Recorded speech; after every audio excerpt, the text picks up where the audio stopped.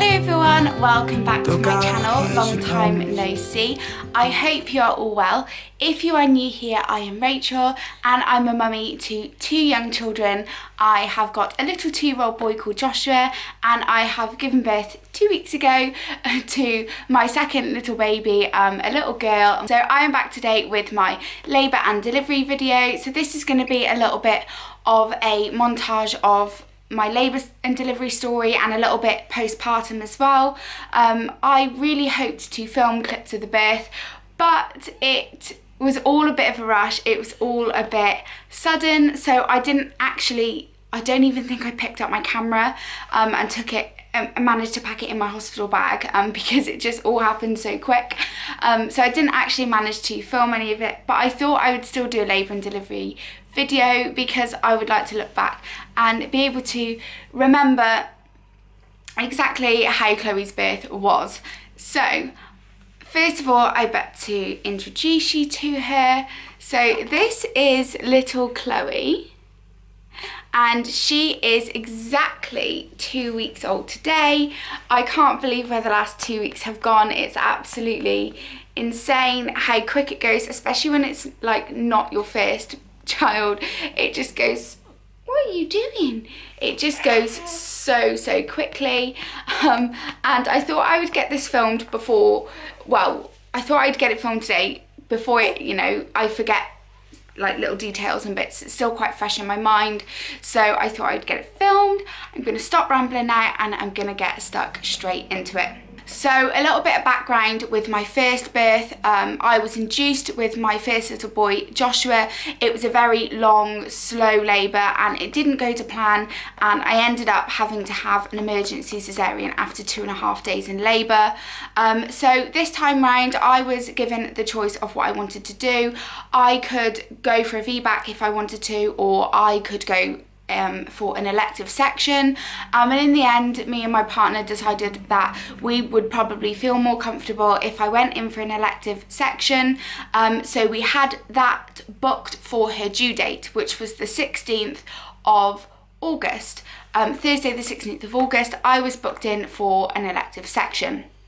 Now my labour and delivery story all starts on the 6th of August. So I was sat in the bath at about midnight. Me and Sam had worked, if you don't know, we are landlords of a pub, so we run our own pub, and I was sat in the bath after we'd locked up and I was so fed up and I was really emotional, and I was saying to Sam that I was just fed up. My feet were swollen, my back was sore, and I was just getting to that point where I was ready to not be pregnant anymore. As bad as that sounds, I was just really struggling with the heat and my swollen feet and my bad back, and it was all just getting a bit much. And I was sat in the bath really emotional, saying to him I didn't know how much longer I could take it for, and I was really fed up, and I knew that nothing was going to happen before my booked section on the 16th, and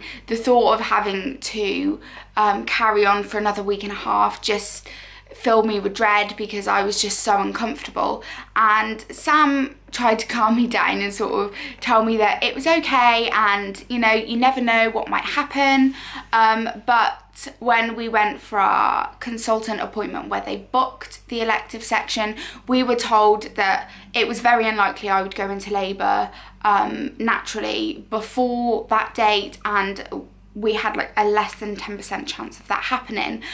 So I was sat in the bath on the 6th, just absolutely beside myself, so fed up, so annoyed, and I just thought I'd have a hot bath and I just thought that I would have a hot bath and then I would go to bed. So that is what I did. And I went to bed on the 6th of August, not knowing the shitstorm that was coming my way.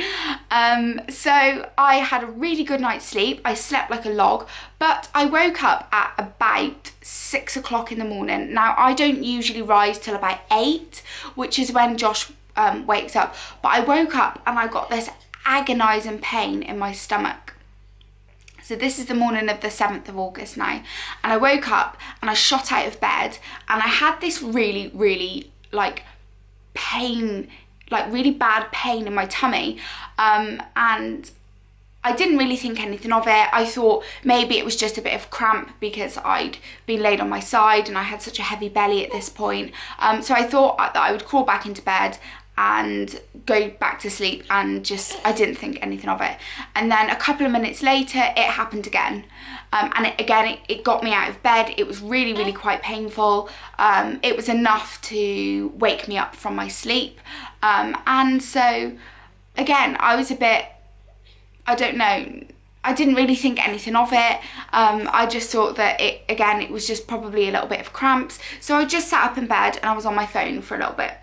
These pains were coming, I would say at this point, I was getting one every 6 or 7 minutes, although I wasn't timing them at this point because I didn't really think that it was anything. So I ended up getting another one, and I thought, this is really strange that I'm getting these pains. I don't know what they are. I wasn't really sure what I was looking out for in terms of like spontaneous labour, because I hadn't spontaneously gone into labour with my first. I was induced, and they told me that I had a less than 10% chance of going into spontaneous labour this time. So I was in denial a little bit about whether I was in labour or not, and I just sort of thought, no, it can't be. I can't be in labour. This can't be happening. And I was really like, I don't know, I was really like, I'm not sure what I'm looking for, and I'm not sure what spontaneous labour feels like, but this is really painful. So I sort of steered Sam and I said, Sam, I'm getting these really bad pains, so I'm just going to go for a bath and see if, you know, like getting in the hot water like subsides it, because at this point I was like still convinced that nothing was happening. So that's what I did. I went downstairs and I decided that I was going to run myself a bath and get in a hot bath and see if that helped. So that is what I did. And I got another contraction whilst I was running the bath. Well, this pain, which, you know, ended up being contractions.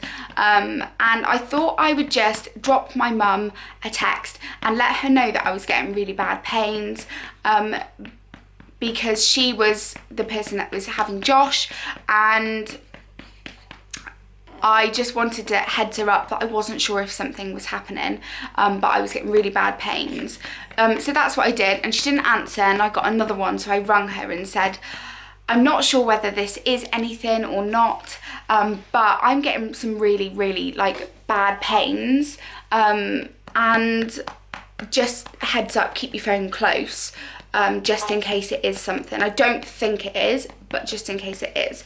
And I was having these contractions whilst I was on the phone to my mum, and she was listening to me, and she was like, I really think that you need to call the midwife. I don't think that I should go into work today. I'm really, you know, I really think that something might be happening.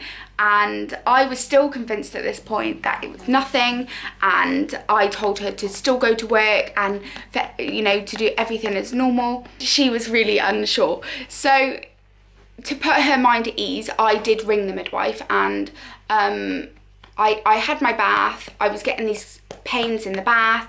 At this point, I was getting a little bit more convinced that this might be labour, because they were coming regular, they were painful.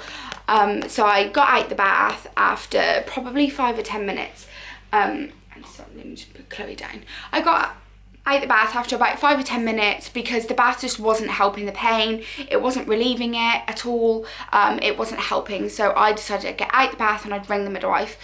So I rang my local midwife unit, and I spoke to somebody and said I wasn't sure whether I was in labour. I was 38 plus 5.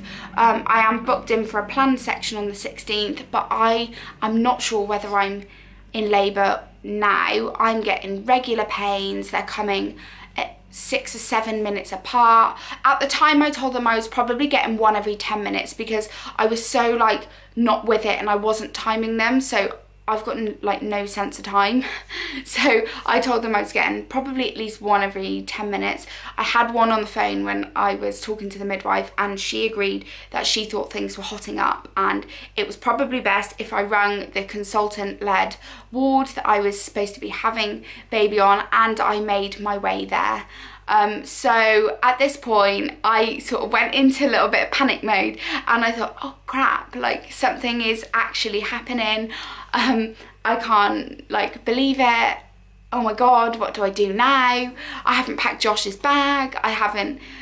So I ran upstairs. Well, I didn't run, I waddled upstairs, and I woke my partner Sam, and I said, Sam, you need to get up, I'm in labour. I've rung the midwife, things are happening, and we need to make our way in. Josh was awake at this point because I think I'd stirred him, and Sam sort of shot up in panic and was like, oh, have your waters gone though? It can't be, it can't be.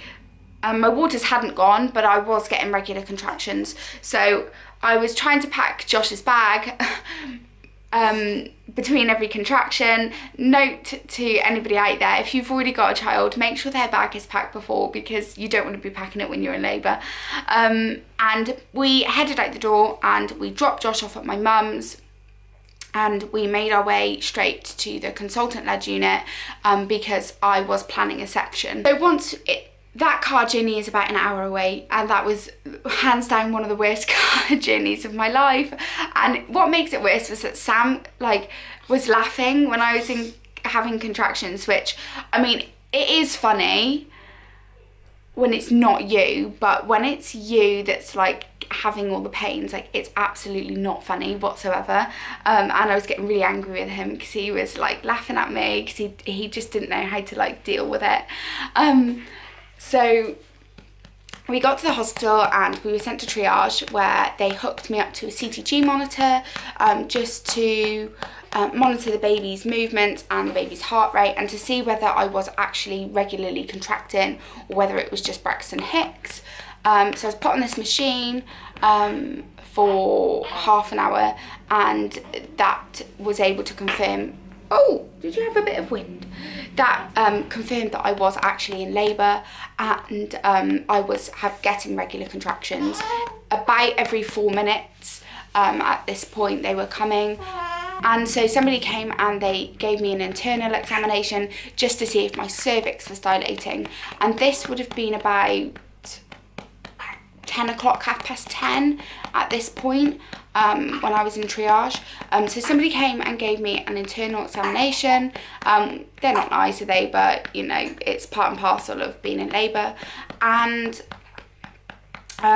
they actually confirmed I was 5 to 6 centimetres dilated, which I was really shocked about, because I kind of knew I was in labour by this point. I was getting regular contractions. They were coming quite strong and quite close together, but I didn't think I was that far along, so I must have slept through the early stage of labour, and it woke me up when it got, you know, when it started to ramp up. So they then transferred me up to delivery because I was 5 to 6 centimetres dilated, and they gave me some gas and air. At this point I'd had no pain relief whatsoever. The contractions were bad, but I was able to cope with them, but they gave me some gas and air and sent me up to delivery. So when I was in delivery, I had a lovely consultant come in, and she basically said to me, you've got options now of what you want to do. Do you want to go for a planned section? We can get you in, you know, and get the section over and done with, or do you want to just see how it goes? And, you know, you've contracted and laboured to 6 centimetres on your own. You've got a good shot of being able to do it naturally. You know, I don't see why anything should go wrong. But me and my partner just decided that we would rather go in for a section. Josh's birth was really stressful and it was really upsetting because everything was like an emergency, and we just wanted to avoid that emergency situation again. So we decided that we were going to go for a planned section.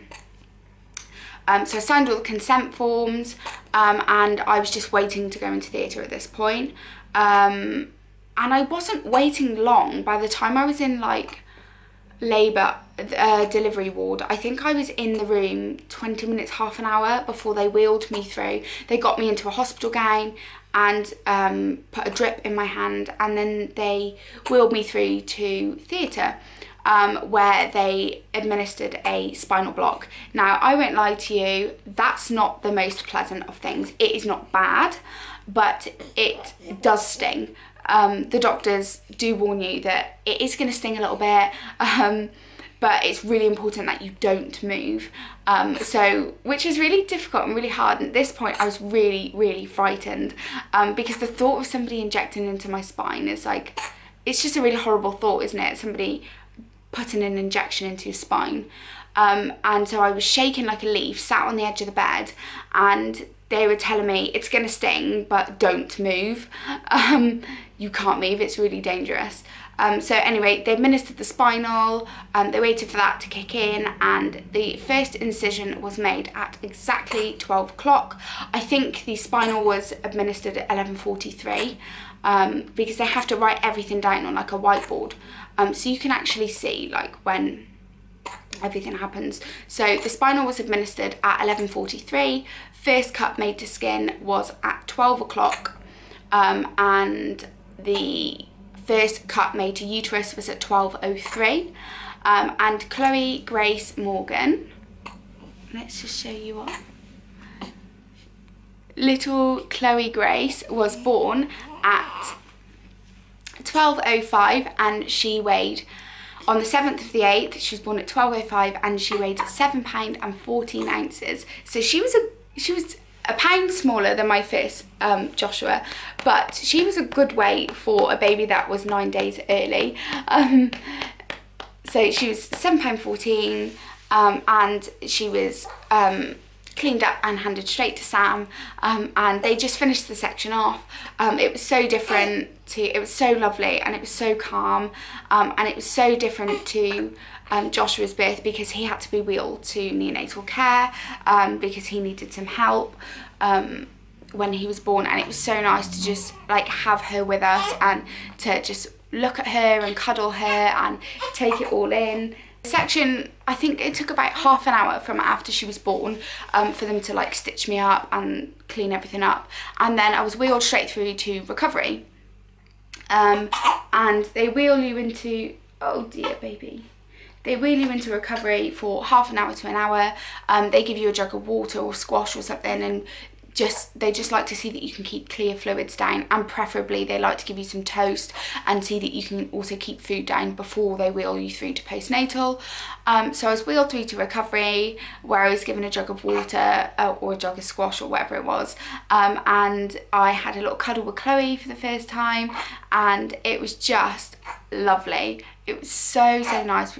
Everything was like really relaxed, and they brought some hot toast round, which I didn't get when I was pregnant, when I had Josh. That nobody brought any like of that toast that everybody talks about being like the best toast in the whole world, and they had it this time, and I can confirm it is the best toast you will ever eat. It was so nice, and they had like jam, and oh, it's just so nice. And we were actually in recovery for about 4 or 5, oh no, would have been about 4 hours that we were in recovery for. They only usually keep you in for half an hour to an hour, but our hospital was so busy at the time that they didn't have any beds in postnatal ready. So we had to sit in recovery for a while, which was fine. I was completely comfortable. I had a nice bed. Sam was with me. I had Chloe. I had a jug of squash. I'd had some toast. Like I was more than comfortable sitting in recovery. So we were in recovery till about 4 o'clock. And then we were wheeled through to the postnatal ward, where I spent the night. And I was then discharged the next day around midday. And we came home, everything was hunky-dory, it was like lovely. And I was up and about on my feet, only doing like the smallest of things, but I was up and about and, you know, enjoying just being in this little newborn bubble. And it all sort of came crashing down after that, because I was sterilising some bottles and in the kitchen, and Sam was with Chloe, and I heard him shouting, and I like didn't know what he was shouting about. He was shouting at me, and I couldn't hear what he was saying from the kitchen.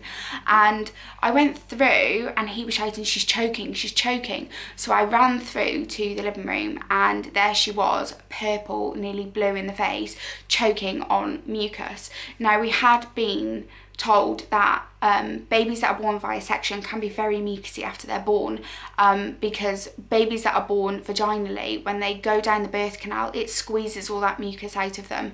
But when babies are born via section and they don't go down the birth canal, it doesn't squeeze that mucus, so they have to bring it up themselves.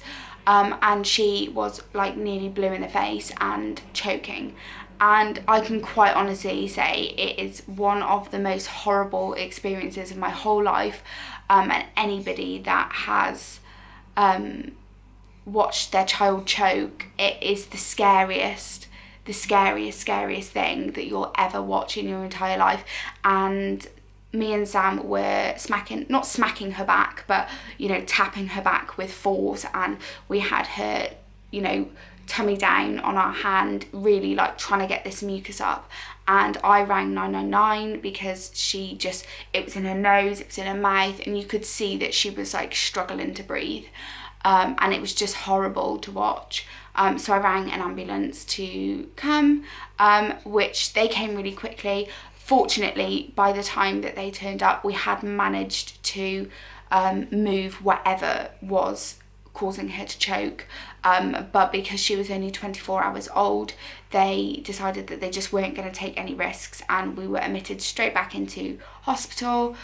So I was then blue lighted back in an ambulance to hospital 4 hours after I'd come home, and we spent another night in hospital. By the time we got there, she was absolutely fine. We'd cleared whatever was choking her, but they just wanted to keep her in for monitoring just in case it happened again, and they gave us some training on infant like CPR and what to do when an infant is choking, which is like a 5-minute DVD. And I said to one of the nurses that actually showed it me that I thought that everybody should be shown that DVD when they give birth, because it's literally like a 5-minute like YouTube video or whatever, and everybody should be shown that, because honestly, watching your baby choke is just the scariest thing in the whole world. And what me and Sam were so scared about was that we weren't really sure what to do. Like, you know, how hard do you tap their back? What position do you hold them in? You know, it's really scary, and that just put us massively at ease. But it was all okay. She was absolutely fine in the end, and we were again discharged the next day, and we have been home since then. I will do like a postpartum update on her, but I think I'll leave that video there because it is 25 minutes long already, and I don't want to bore you guys to death. But that is my labour and delivery story with Chloe. I hope you enjoyed this video. If you did, please give it a big thumbs up, and don't forget to subscribe down below. There's a little subscribe button to stay updated with our new baby, and, you know, postpartum updates, newborn essentials video, and I will see you all again soon, guys. Bye.